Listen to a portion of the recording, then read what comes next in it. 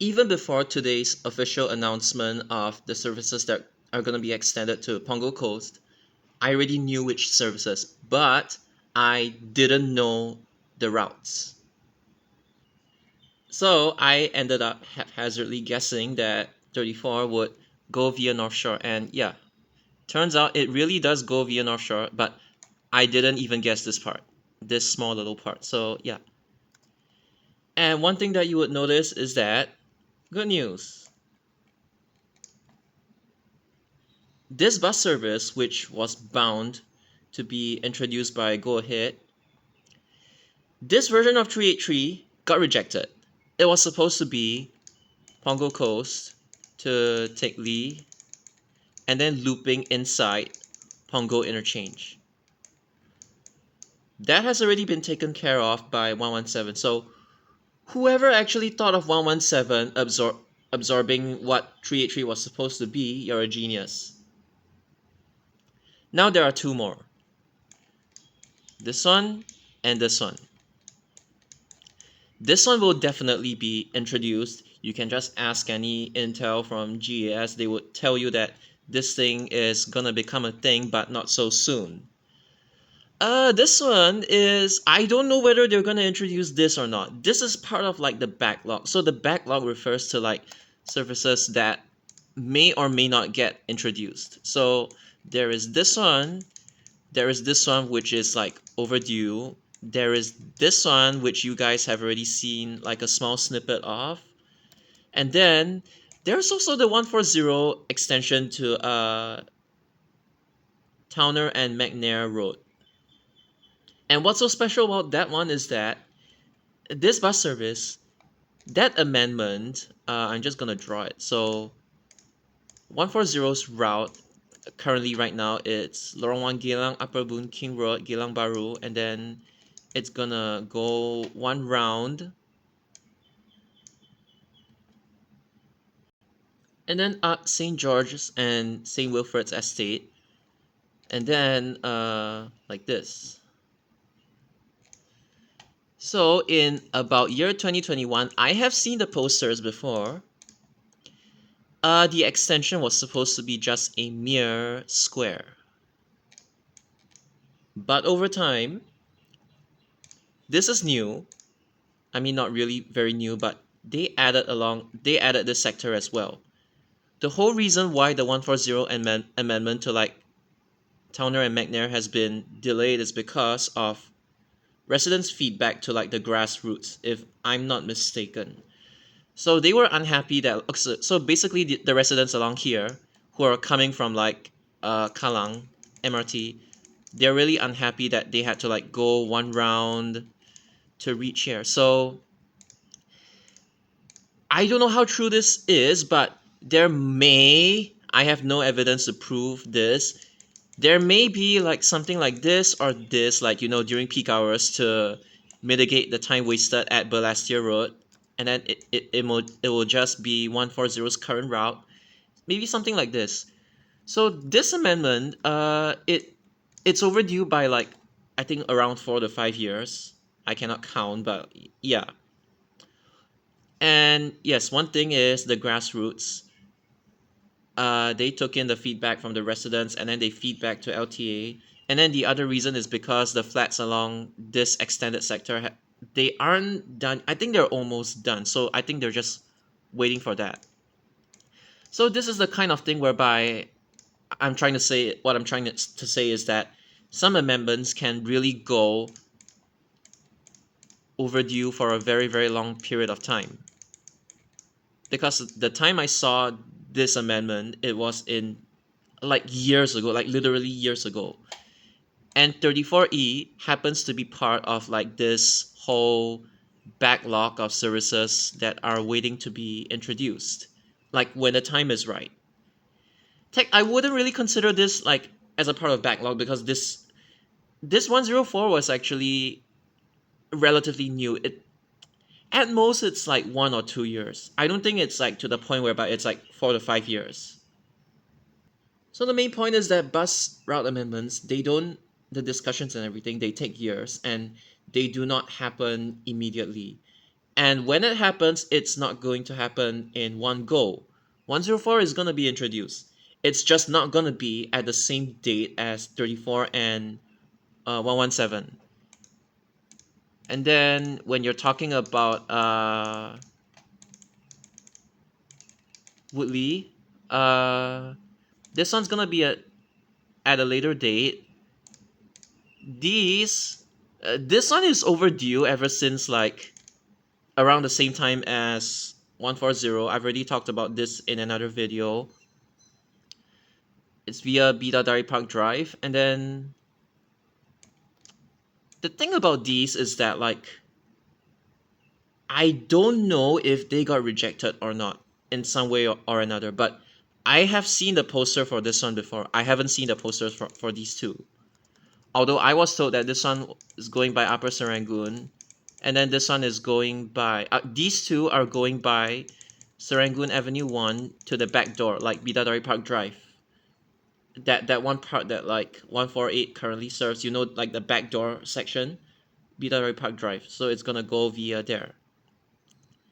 And now the junction is actually complete. So they're just like waiting, like logistics. They need to like have time to like do all the posters, do all the write-ups internally before they even get ready for amendments. Like they usually don't just crayon things within weeks or so. It actually takes a few months or years to approve an amendment, like under the current system. So yeah.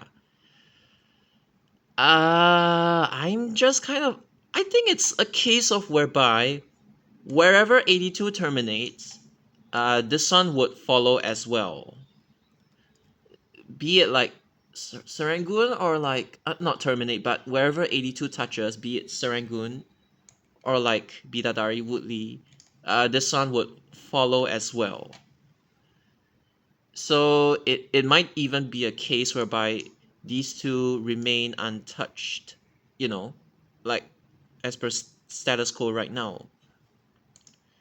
So yeah, I've talked about the backlog as well, and this one is meant to be like a cross island line bridging service. So after cross island line, it'll be withdrawn. It's something similar to like LCS1, LCS2.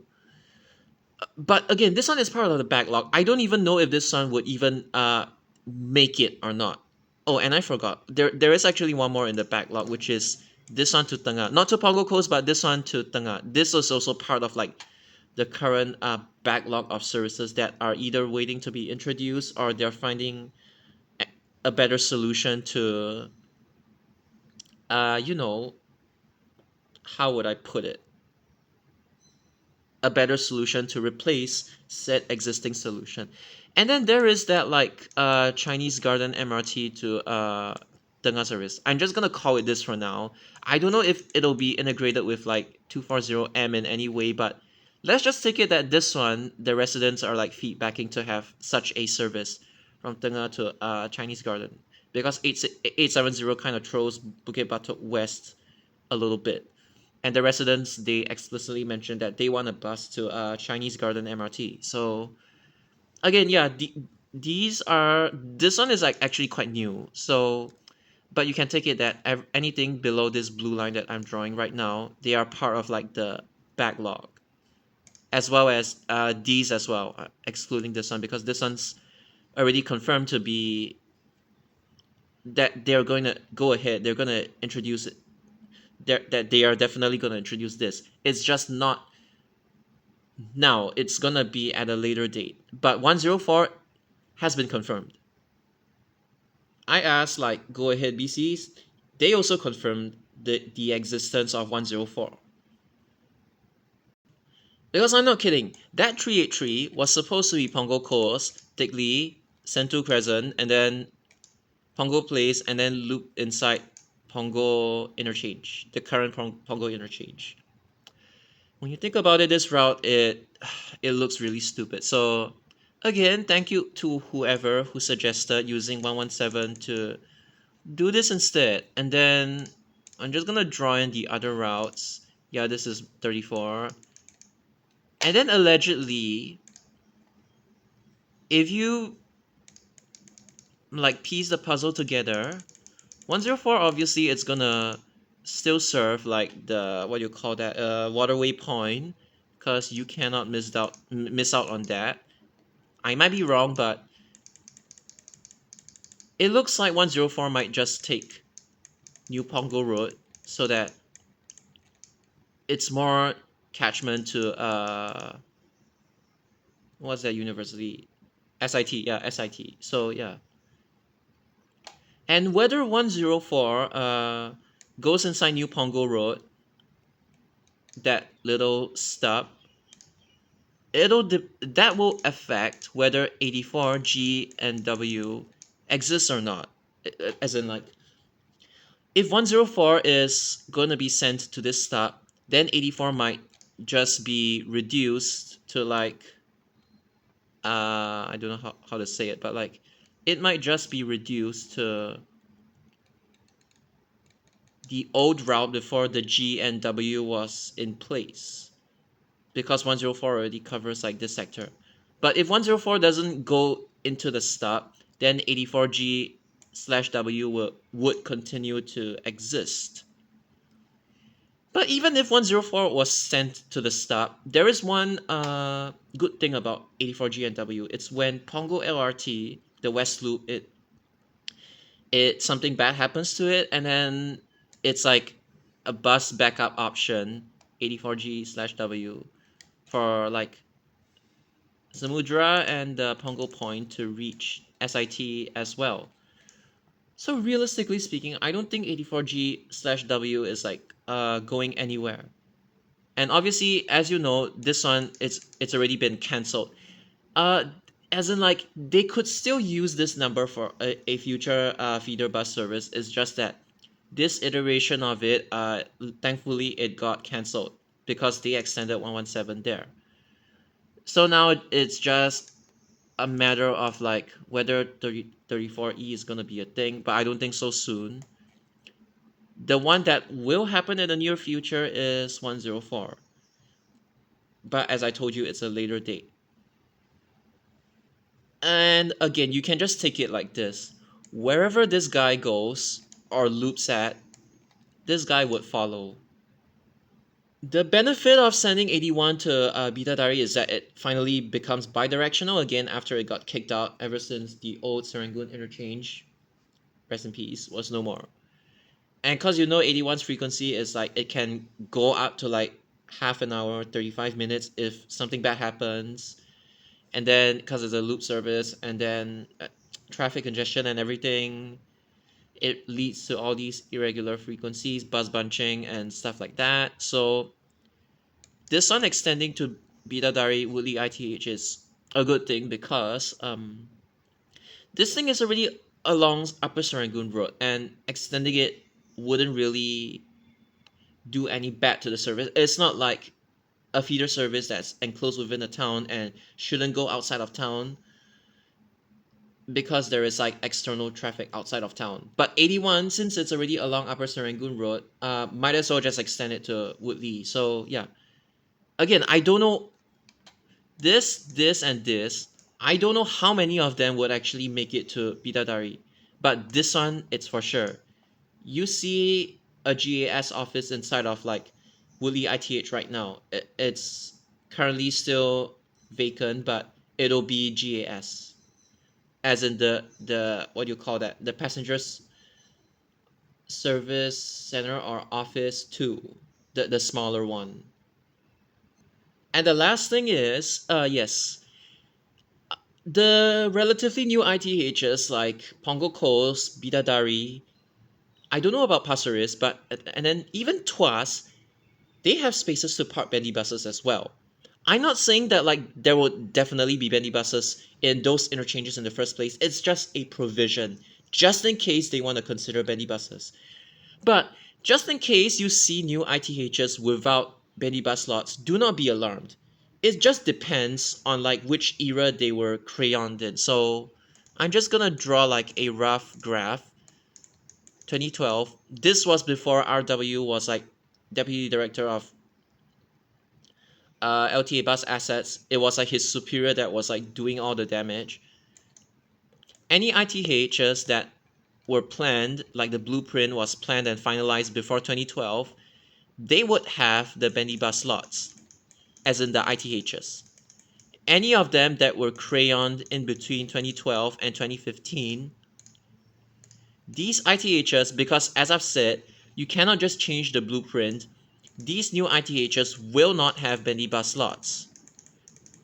And now that he's ousted out of bus assets, any new bus interchange that is planned from now to the future, they would be able to have the provisions for the bendy bus slots again. So this is just a rough, I don't know how to say, line graph, not even a graph, but like, it's to help you visualize. It just tells you like the era that the ITH was crayoned in would determine whether it has these bendy bus slots or not. I'm not saying that there would definitely be bendy buses inside. It is just a general like provision that the new ITHs have, just in case they want to put bendy buses inside, or they want to use it for like other services like MRT breakdown shuttle. I don't know, but it's like at the very least there is some form of like provision inside. So I'm just saying that like do not be alarmed by the new ITHs crayoned in this era. So yeah, because Pongo Coast, Woodley, and everything, and even Twas, they were crayoned way before 2012. Like I told you, this whole infrastructure construction thingy for like interchanges, the what the shopping mall condo mixed use development, they take years and years and years before they finalize. Even decades actually. They have to plan everything right from the start, like at an early date, and then they finalize everything, they tender out to the contractors and stuff like that. So yeah, again, if you see new ITHs not having bendy bus slots, do not be alarmed because they were crayoned during this era where RW was doing damage to the bus industry, the Singapore bus industry. So yeah, any ITH that is crayoned from this date onwards, like they start planning it from this date onwards, they haven't drawn the blueprint yet, they absolutely can put the bendy bus slots there. So the main takeaway from this is that just wait for this bus service.